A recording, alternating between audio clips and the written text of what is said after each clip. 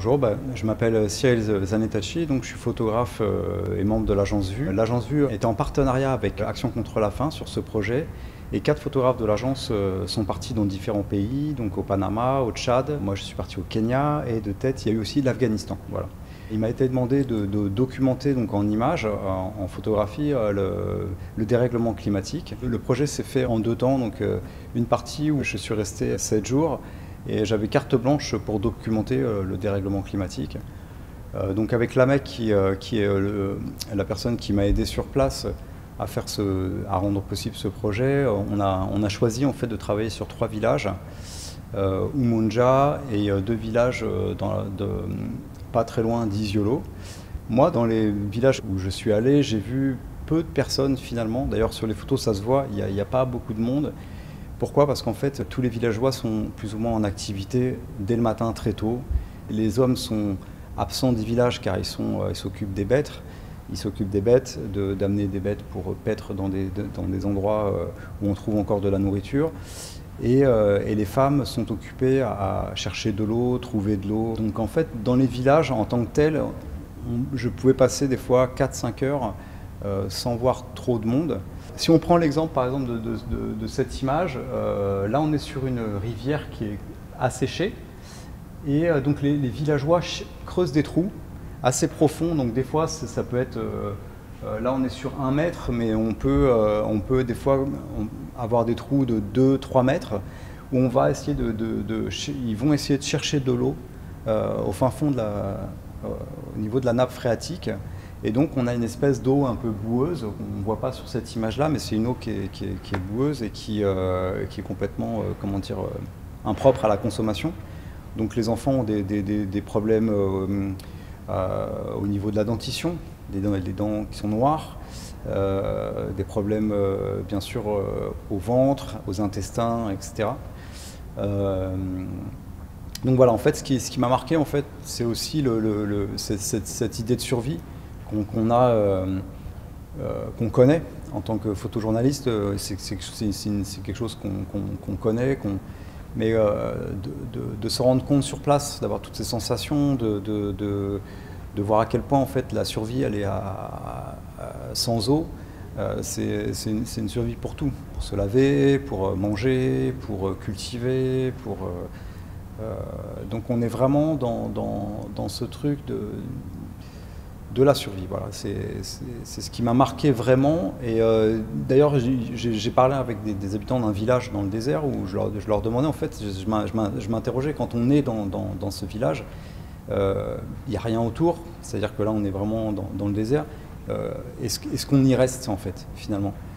Et bien sûr qu'il y a des populations qui sont obligées de partir, mais là, en fait, cette personne me répond, elle devait avoir, je sais pas, une trentaine d'années, elle me répond que cette personne, elle est née dans ce village et que ses enfants sont nés aussi dans ce village et qu'ils feront leur vie ici. Et donc, j'imaginais en fait cette vie en fait de survie au milieu un peu de nulle part, quelque part. À quel point c'était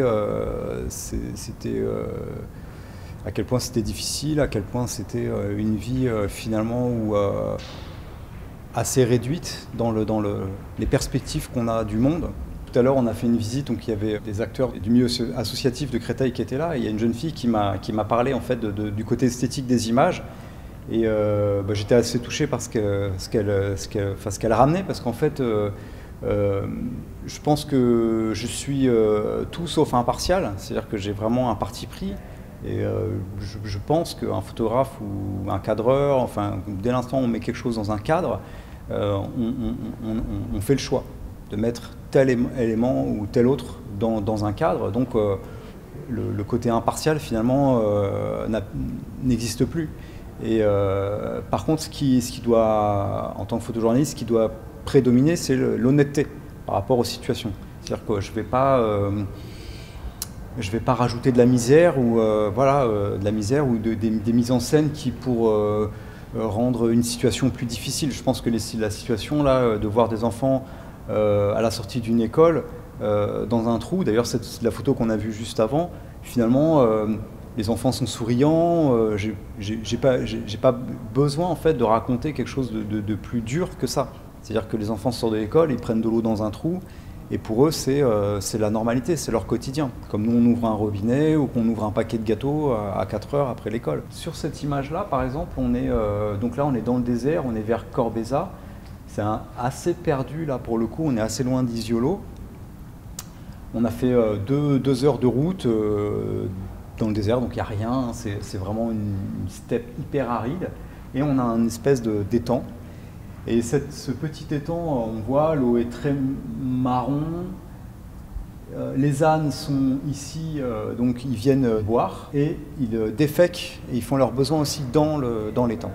Et la population, là on ne voit pas sur cette image-là, mais vient régulièrement avec des bidons, remplissent leurs bidons, repartent au village qui est parfois à 1 heure, 2 heures de marche, et donc utilisent cette eau impropre à la consommation. Donc là on est à Umoja, et c'est un petit village, c'est des femmes en fait il y a une vingtaine d'années, des femmes qui avaient subi des violences sexuelles, en fait, de violences en tout genre, mais au sein même des familles, se sont regroupées et ont créé ce village.